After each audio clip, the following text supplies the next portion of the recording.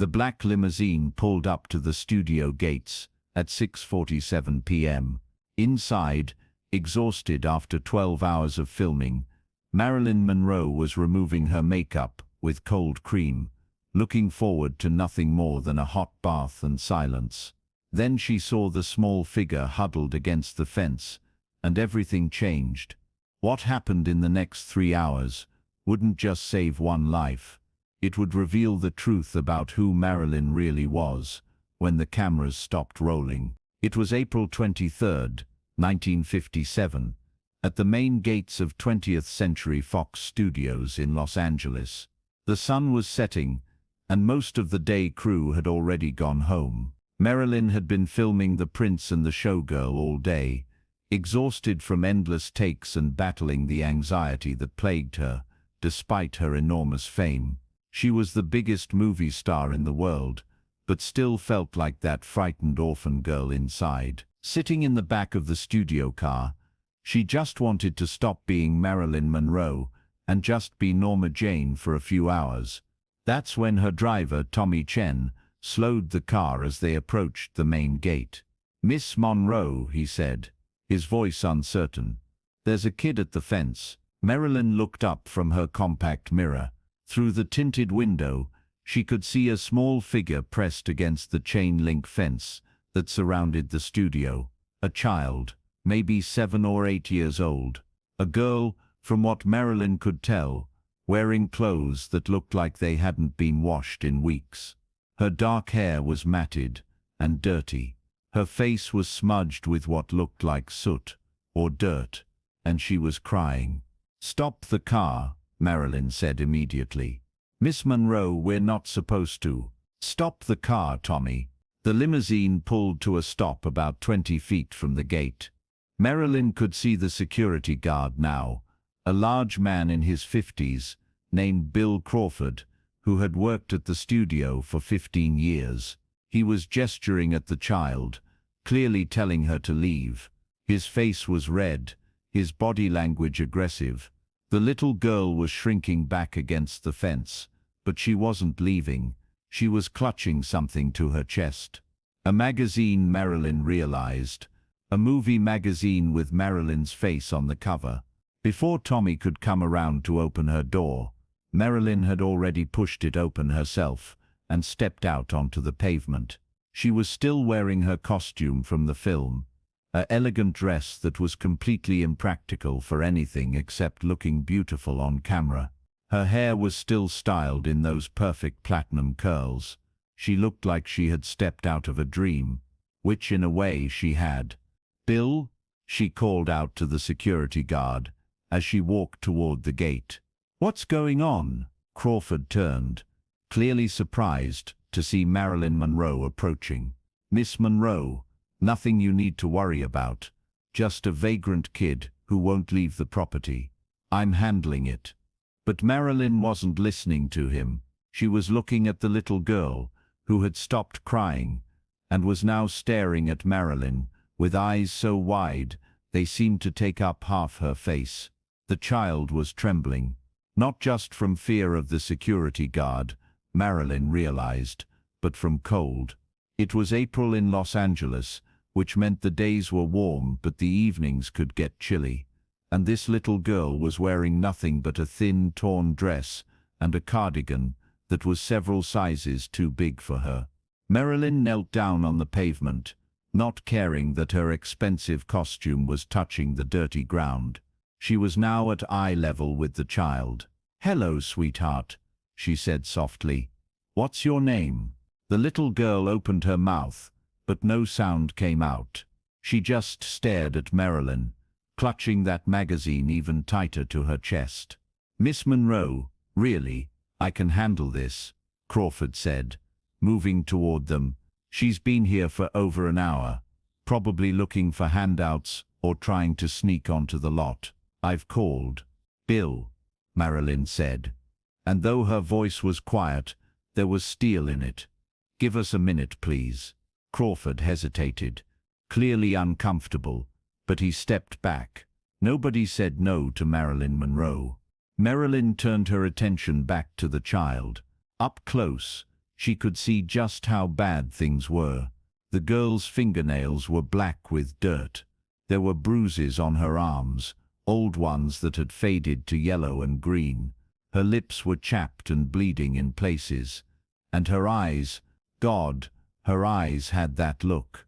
That hollow, haunted look that Marilyn recognized immediately because she had seen it in the mirror when she was a child.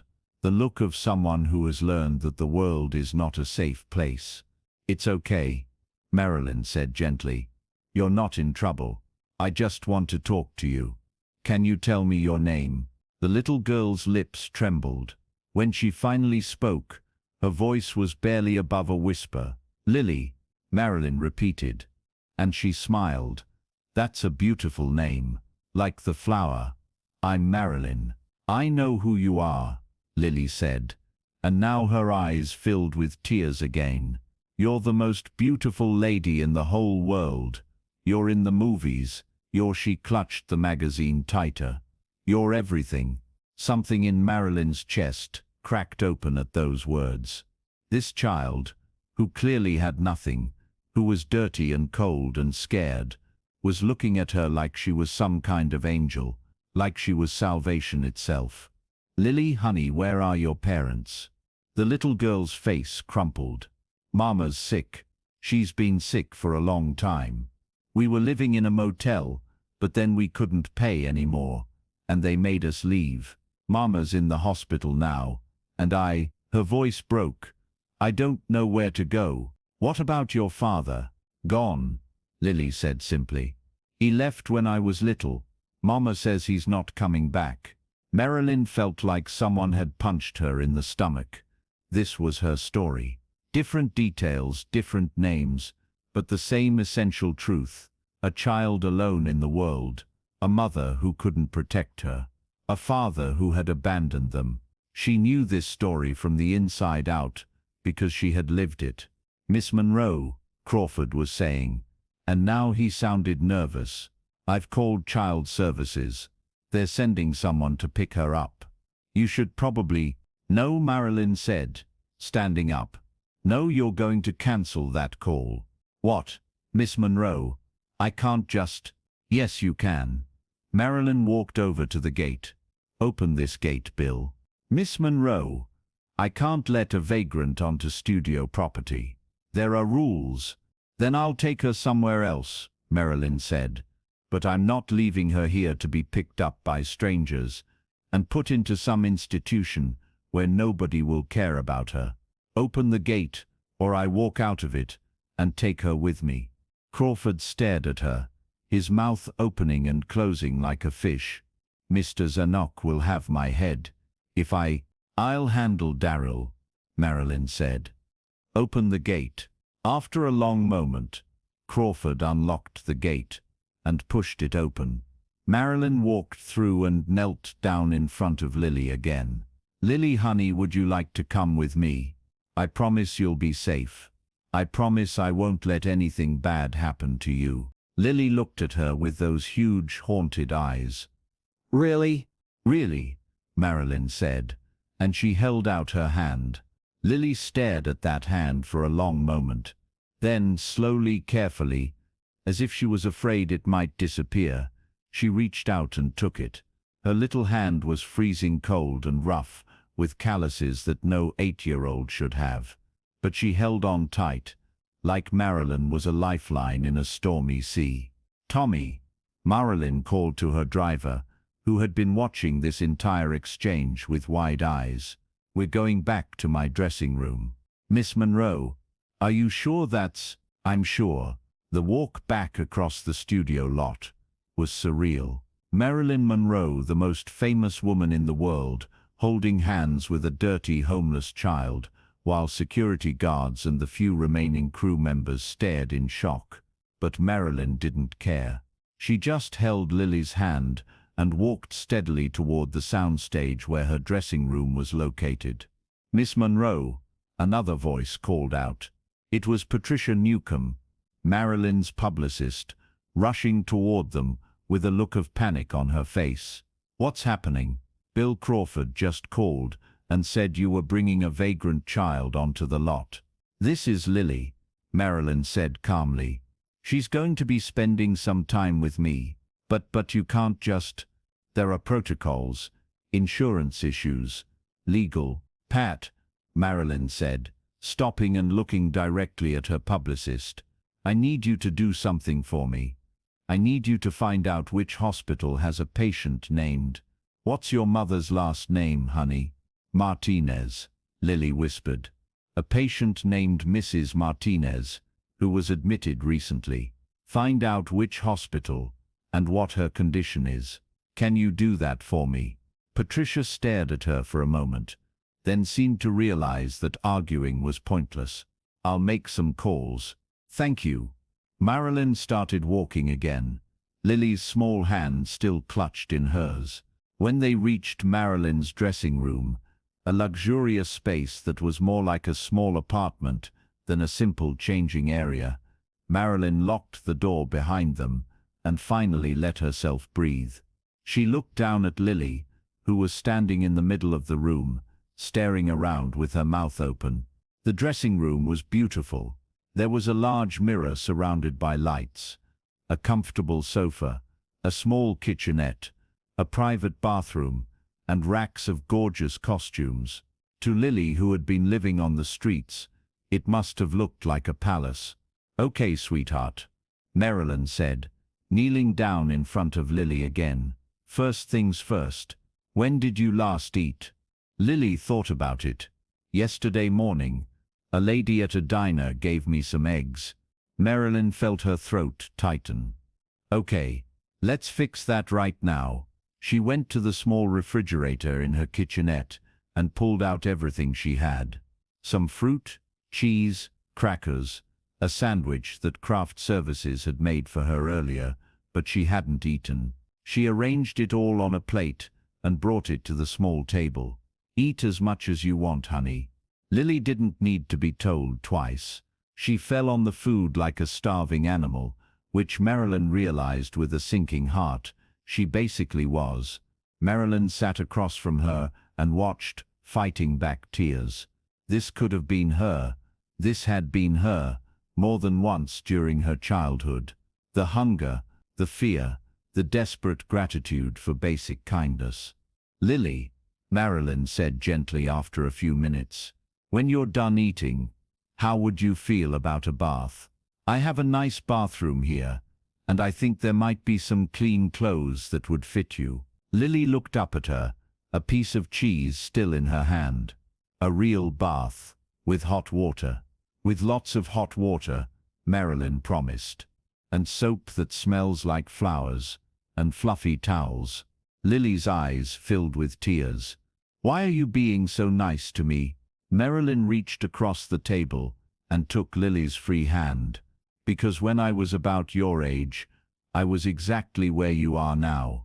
I was alone, and scared, and hungry, and I remember wishing that someone, anyone, would see me, really see me. Not just as a problem or a nuisance, but as a person who mattered. And now I see you, Lily. I see you, and you matter." Lily started crying then, really crying, the kind of deep, wrenching sobs that come from a place of profound pain. Marilyn got up and went to her, pulling her into her arms and just holding her while she cried. The little girl clung to her, getting dirt and tears all over Marilyn's expensive costume. But Marilyn didn't care.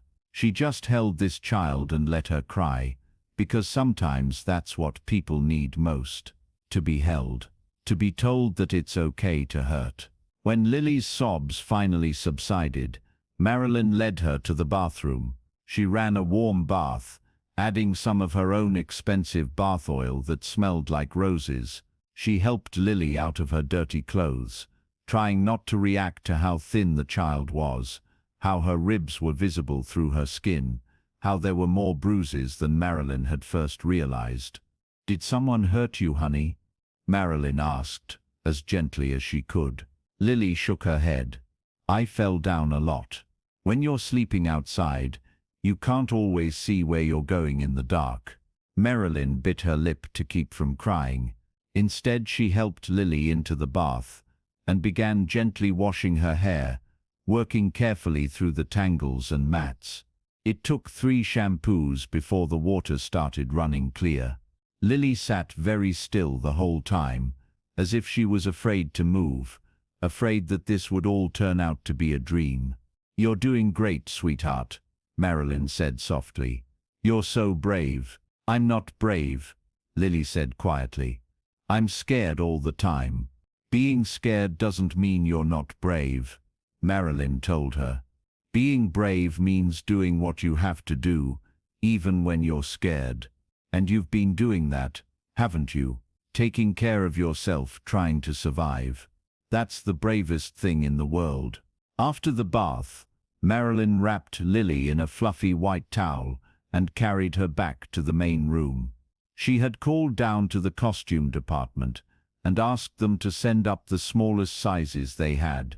There were now several outfits laid out on the sofa: a soft cotton dress, some simple pants and a shirt, undergarments, socks, even a pair of small shoes that were close to Lily's size. Marilyn helped her dress, and the transformation was remarkable. Clean and dressed in proper clothes, Lily looked like a completely different child. She was actually quite pretty, with large brown eyes and delicate features. Her dark hair, now clean and dried and brushed, fell in soft waves around her face. "Look at you," Marilyn said, turning her toward the mirror. "You're absolutely beautiful." Lily stared at her reflection, as if she didn't recognize herself. "I don't look like a street kid anymore," she whispered. "You never looked like a street kid to me," Marilyn said. "You always looked like Lily. That hasn't changed. You're just clean now." There was a knock at the door. Marilyn opened it to find Patricia standing there with a folder. "I found her," Pat said quietly. "Mrs. Rosa Martinez. She's at County General. Pneumonia. She's in stable condition, but she's going to be there for at least another week." "Does she know where her daughter is?" Marilyn asked. Pat shook her head. "The hospital staff said she's been asking about her, very upset. I didn't tell them anything yet. I thought you'd want to decide how to handle this." "Thank you, Pat." Marilyn turned back to Lily, who was listening with wide eyes. "Your mama is going to be okay, sweetheart. She's in the hospital, and they're taking good care of her." "Can I see her?" Lily asked. "Soon," Marilyn promised. "But first I want to make sure you're really okay. Are you still hungry?" Lily shook her head. "But I'm tired." "Then you should rest." Marilyn led her to the sofa and helped her lie down, covering her with a soft blanket. "Close your eyes, honey. You're safe here." But Lily grabbed Marilyn's hand before she could move away. "Don't leave me," she pleaded. "Please don't leave me." "I won't," Marilyn promised. "I'm right here. I'm not going anywhere." She sat on the floor next to the sofa, holding Lily's hand, and watched as the child's eyes slowly closed. Within minutes, Lily was asleep, her breathing deep and even, her little face finally peaceful. Patricia sat down in a chair across from Marilyn. "What are you going to do?" she asked quietly. "I don't know," Marilyn admitted, "but I can't just hand her over to child services. I know what that's like. I lived in foster homes and orphanages, Pat. I know what happens to kids like Lily in the system. They get lost. They get forgotten. They grow up believing that nobody wants them, that they don't matter." "You can't adopt every homeless child in Los Angeles," Pat said gently. "No," Marilyn agreed. "But I can help this one. This one who showed up at my studio gate, holding a magazine with my face on it, looking for hope in all the wrong places." "What does that mean?" Marilyn looked down at Lily's sleeping face. "She thinks I'm perfect. She thinks I have everything. She doesn't know that I'm just as broken as she is. Just as scared, just as alone sometimes.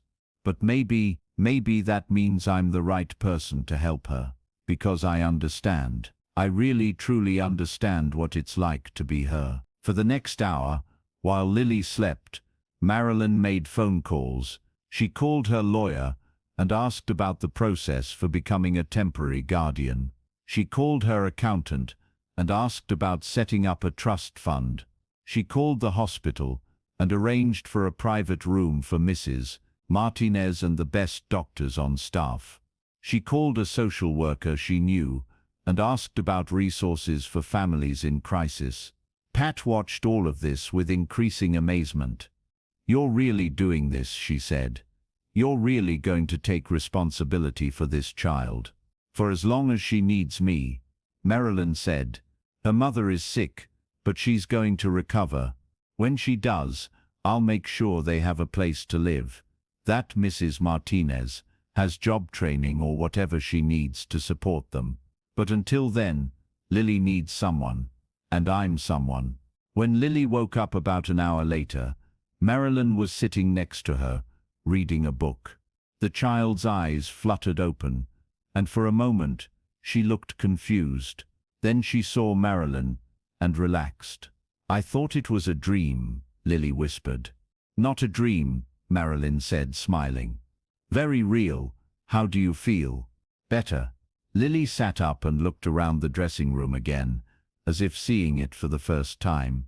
"Call me Marilyn, honey." "Marilyn," Lily said carefully, testing out the name. "Why did you help me? You don't even know me." Marilyn set down her book and thought about how to answer. "Do you know what an orphan is, Lily?" Lily nodded. "A kid without parents." "Well, I was an orphan," Marilyn said. "My father left before I was born. My mother, she couldn't take care of me. She was sick in her mind, and back then people didn't understand mental illness the way they do now. So I grew up in foster homes and orphanages. There were 11 different homes by the time I was a teenager. 11 different places where I didn't belong." Lily was staring at her with wide eyes. "But you're Marilyn Monroe. You're famous. You're rich.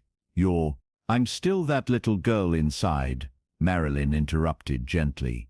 "I'm still Norma Jane, who spent her whole childhood wondering why nobody wanted her. And when I saw you today, I saw myself. I saw what I looked like at your age, scared and alone and trying so hard to be brave. And I thought, if someone had helped me then, really helped me, maybe I wouldn't struggle so much now. Maybe I would believe I was worth something." "You don't believe you're worth something?" Lily asked, confused. Marilyn smiled sadly. "That's the thing about being unwanted as a child, honey. It doesn't matter how many people cheer for you or how famous you become. Deep down, you still feel like that little girl who nobody wanted. But maybe if I can help you, if I can make sure you know that you matter, that you're wanted, that you're important, maybe that helps both of us." Lily thought about this for a moment. Then she said, "My mama wants me. She's just sick right now. But when she gets better, she'll want me back." "I know," Marilyn said. "And you'll go back to her. But until then, you'll stay with me. If you want to, I mean, really." Lily's voice was full of hope and disbelief in equal measure. "I can stay with you, if you want to," Marilyn repeated. "I have a big house with lots of rooms. You'd have your own bedroom, your own clothes, your own everything. You'd be safe and warm and fed. And when your mama is better, when she has a place to live and can take care of you again, you'll go home to her. But until then, I'll take care of you." Lily started crying again, but this time they were different tears. These were tears of relief, of joy, of hope finally found after being lost for so long. "Yes," she sobbed. "Yes, please. I want to stay with you." Marilyn pulled her into her arms and held her tight. "Then it's settled. You're staying with me." The next few hours were a blur of activity. There were lawyers to consult, social workers to meet with, paperwork to sign. Through it all, Lily stayed close to Marilyn, holding her hand or sitting in her lap, as if afraid that if she let go, this would all disappear. That evening, Marilyn took Lily to County General Hospital to see her mother, Mrs. Martinez, a small, thin woman who looked much older than her 32 years, wept when she saw her daughter. "I'm so sorry, Misha," Mrs. Martinez sobbed. "I'm so sorry I couldn't take care of you." "It's okay, Mama," Lily said, hugging her. "Marilyn's going to help us." Marilyn sat beside the bed. "The doctors will get you healthy again. I'll take care of Lily while you recover. When you're better, I'll make sure you have a place to live and everything you need. Just focus on getting well." "I can't accept charity," Mrs. Martinez said. "It's not charity," Marilyn said gently. "It's one person helping another person. That's all. And someday when you're in a position to help someone else, you will. That's how it works. We help each other." Mrs. Martinez looked at her daughter, then back at Marilyn. "I don't know what to say." "Say you'll get better," Marilyn told her. "Say you'll let me help. That's all I need to hear." After a long moment, Mrs. Martinez nodded. "Thank you," she whispered. "Thank you for saving my daughter." "She saved me too," Marilyn said quietly. "She just doesn't know it yet." The news spread quickly. Within days, newspapers ran headlines, "Marilyn Monroe takes in homeless child." The public reaction was overwhelmingly positive. More importantly, it started a conversation about forgotten children and families in crisis. Donations poured into children's charities. Other celebrities began getting involved with foster care agencies. For Lily, the next few weeks were transformative. Marilyn enrolled her in private school, bought her clothes and toys, read to her every night, but most importantly, she just loved her. 6 weeks later, Mrs. Martinez was released from the hospital. Marilyn had arranged an apartment, furnished it completely, and set up job training for Rosa as a seamstress. The day Lily moved back in, with her mother, was bittersweet. Marilyn helped her pack, trying to smile through her tears. She had gotten used to having Lily around. "I don't want to leave you," Lily cried. "Your mama needs you," Marilyn said gently. "But we'll have dinner every week. You can call me any time. I'll always be here for you." And she was. For the rest of Marilyn's life, she maintained her relationship with Lily and Rosa Martinez. She helped pay for Lily's education, attended her school plays and graduations, became a true part of their family. Lily grew up to become a teacher, working in underserved communities with children who reminded her of herself. "Marilyn taught me that everyone matters," Lily said years later. "She didn't help me for publicity. She helped me because I needed help." That's who she was. The story became one of the most touching chapters in the Monroe legend, showing a side the public rarely saw. Not the sex symbol, but the woman who understood suffering and chose to alleviate it. The security guards at 20th Century Fox never forgot that day. Years later, they would tell the story to anyone who would listen, about the day Marilyn Monroe stopped her car and changed a little girl's life, about the 3 hours that left grown men in tears, about the reminder that fame and beauty mean nothing if you don't use them to help others. Today there's a small plaque outside the gates of what was once 20th Century Fox Studios. It reads, "On April 23, 1957, Marilyn Monroe reminded us all what it means to be human. She saw someone who needed help, and she helped. May we all be so brave." Every person who passes through those gates, whether they're stars or crew members or security guards, sees that plaque, and many of them are reminded that the most important thing you can do in life isn't to be famous or successful or beautiful. It's to see the people around you, really see them. And when they need help, to give it without hesitation or reservation. Marilyn Monroe found a homeless child outside a studio. But really, that homeless child found Marilyn. And in helping her, Marilyn helped herself. She proved to herself that she wasn't just a pretty face or a sex symbol or a troubled star. She was a person who mattered, a person who could make a difference, a person who was worthy of love, even if she struggled to believe it about herself. If this story of compassion and human connection moved you, share it with someone who needs to be reminded that they have the power to change someone's life. Have you ever helped someone when it would have been easier to walk away? Let us know in the comments. And remember, you don't have to be Marilyn Monroe to make a difference. You just have to care.